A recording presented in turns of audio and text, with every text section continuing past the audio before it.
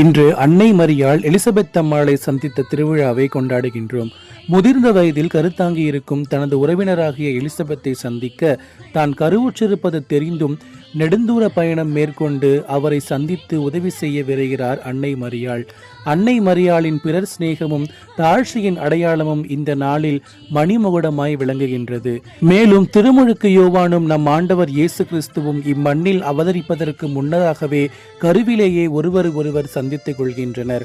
அன்னை மரியாள் ஆண்டவரை எனது உள்ளம் போற்றி பெருமைப்படுத்துகின்றது. அவர் வல்லமை மிக்கவர், நல்லவர், தாழ்நிலையில் இருப்பவரை கண்ணோக்குபவர், ஆணவம் கொண்டோரை சிதறடிப்பவர் என்று ஆண்டவரை புகழ்ந்து பாடுகின்ற பாடல் அமைந்த திருநாள் இன்று.